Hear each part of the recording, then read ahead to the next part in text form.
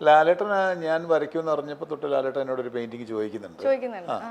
ലാലേട്ടൻ ഒരു ദിവസം ലാലേട്ടൻ്റെ വീട്ടിൽ കൊണ്ടുപോയിട്ട് തന്നെ എൻ്റെ കളക്ഷൻസൊക്കെ കാണിച്ചിരുന്നു, അദ്ദേഹത്തിൻ്റെ കളക്ഷൻസൊക്കെ കാണിച്ചു. അപ്പോൾ അത് കാണിച്ചപ്പോഴൊക്കെ നമുക്ക് ടെൻഷനായി. കാരണം എനിക്ക് പോലും ചിന്തിക്കാൻ പറ്റാത്ത അത്രയും പ്രഗത്ഭരായിട്ടുള്ള ആൾക്കാരുടെ പെയിൻറ്റിങ്സൊക്കെയാണ് ചിത്രകാരന്മാരുടെ ഇരിക്കുന്നത് അവിടെ. അപ്പോൾ എന്നോട് പറഞ്ഞു, ഇതെല്ലാം കണ്ടിട്ട് കാണിച്ചിട്ട് പറഞ്ഞു, ഇതിൽ വ്യത്യസ്തമാർന്ന എന്തെങ്കിലും നീ എനിക്ക് ഒരെണ്ണം ചെയ്തു തരണം.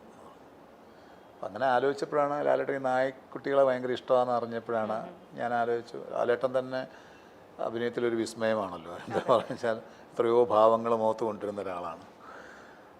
അപ്പോൾ അദ്ദേഹത്തിന് കൊടുക്കാൻ പറ്റുന്നത് അദ്ദേഹത്തിന് ഏറ്റവും പ്രിയപ്പെട്ട ഒരു നായ്ക്കുട്ടിയുടെ മുഖത്ത് വരുന്ന നവരസങ്ങൾ വരയ്ക്കാമെന്ന് വെച്ചിട്ടാണ്. അത് കുറേ റെഫറൻസ് ഫോട്ടോസൊക്കെ നമ്മൾ എടുത്തു. പിന്നെ ഞാൻ എൻ്റെതായിട്ടുള്ള കുറേ ക്രിയേഷനൊക്കെ വെച്ച് ചെയ്തതാണ് കേട്ടോ.